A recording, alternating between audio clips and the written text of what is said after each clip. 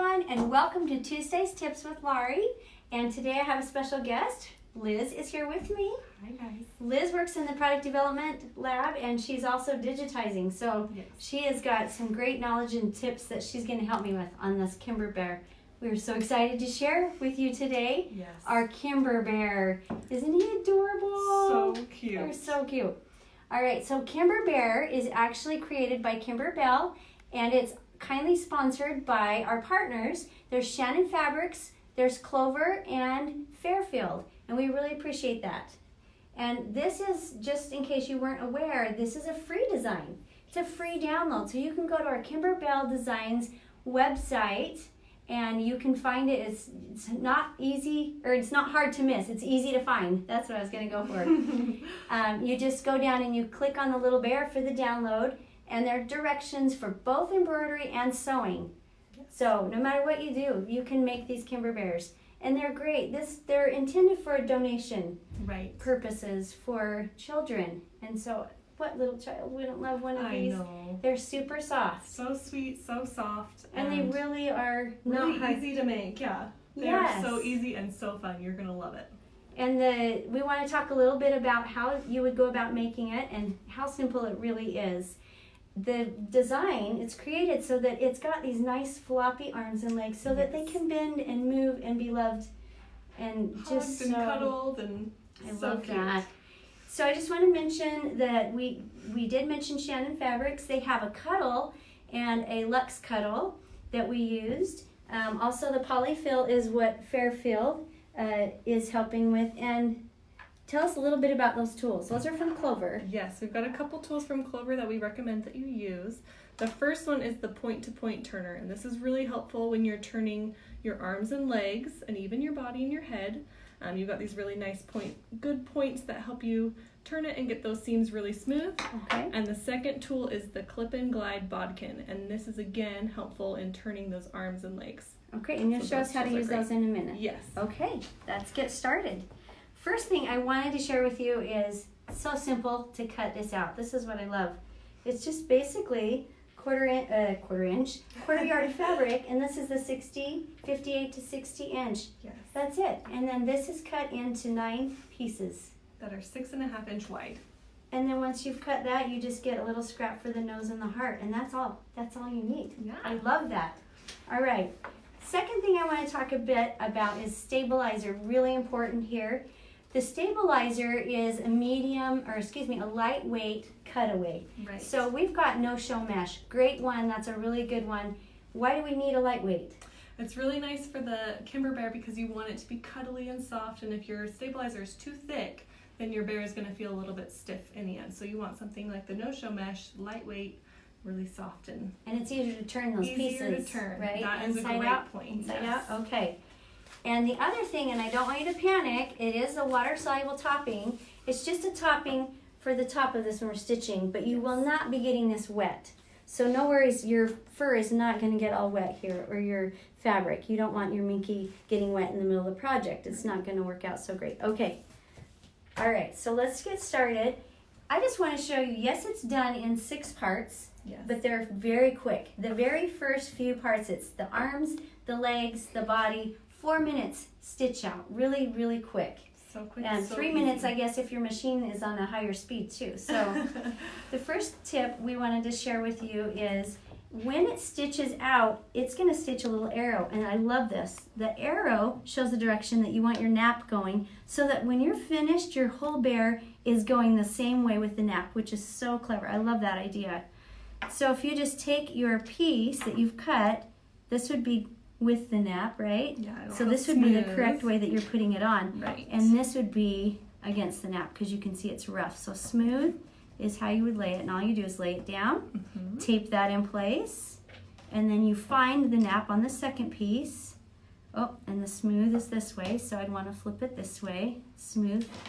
And I'm just going to lay it down right on top of that, tape it down, and it just does a single stitch and that piece is done. Yes. Right? Yes. And it creates these legs just like that. Exactly. Super quick. Exactly. Love this. Okay, the second stitch would be the arms, And then we're gonna get right here, we're gonna skip to the body because I wanted to show you why we would have that water soluble topping.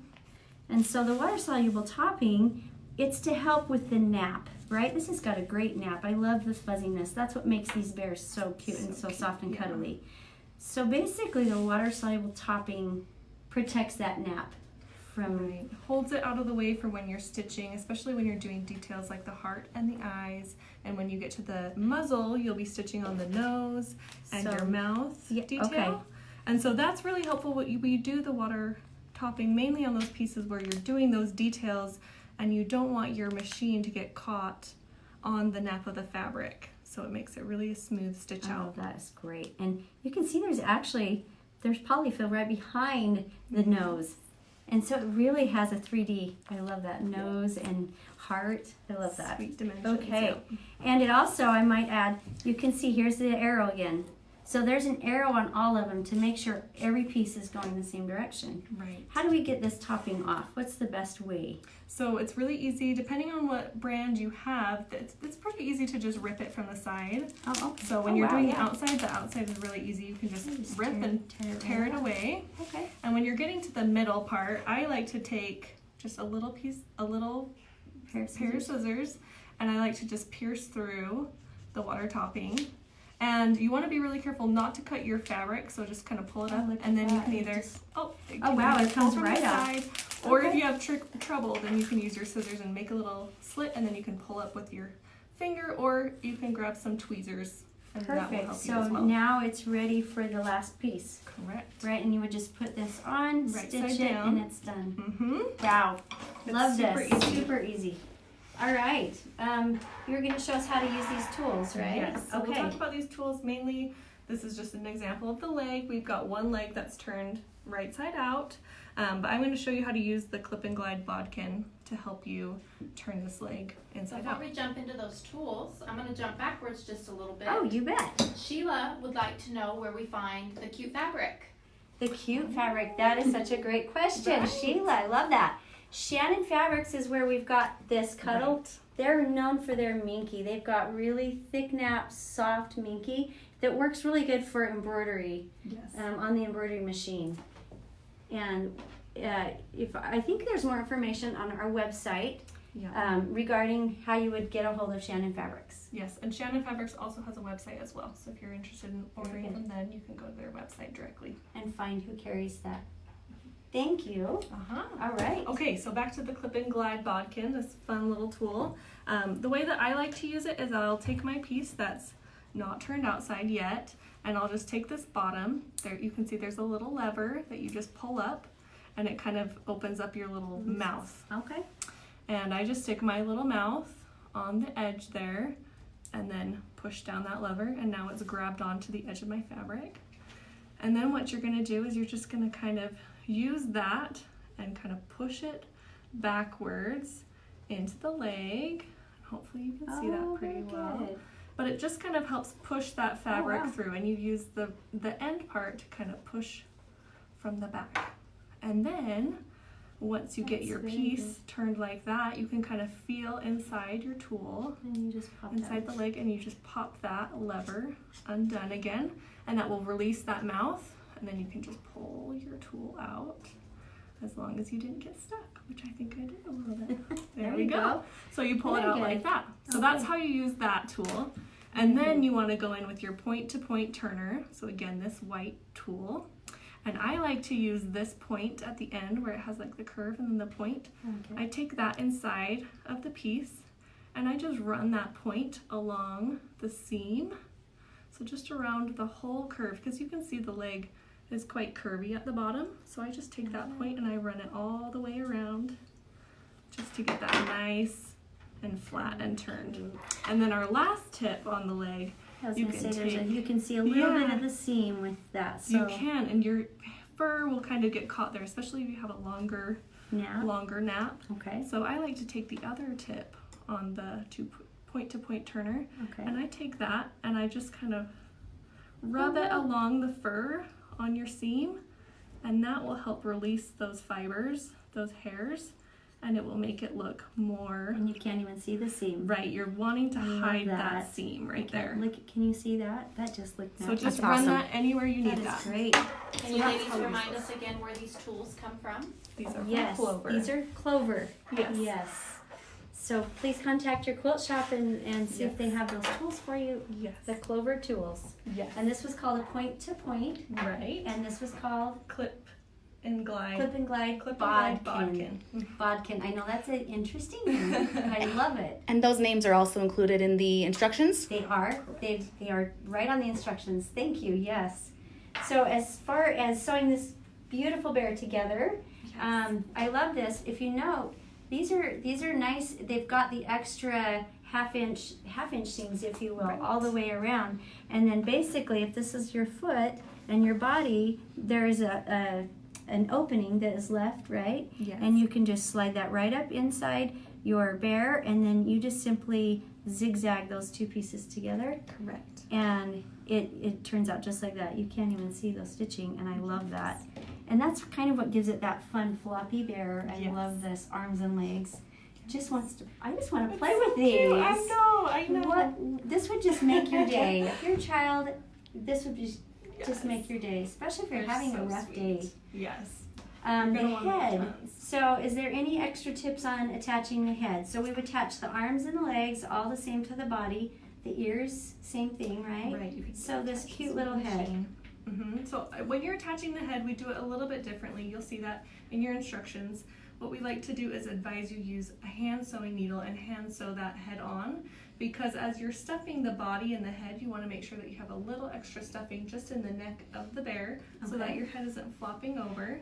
And when you are hand sewing the head, I like to just pin it on one side, Okay. your neck kind of pieces together. So pin it on one side and then Okay. open it a little bit so you'll still be able to have kind of access to that tunnel, I guess, your Okay. little neck. Stick some Yes. stuffing in there, Okay. and then you just slowly go around with your hand sewing needle Okay. and stitch So, all the way around the head. hand you sew have that a little head on, bit so of you the have a little more- bit of shoulder and Right. neck to that. Right, I love exactly. that. Exactly. Because if we note in the foot or the legs, you only stuff from here on down.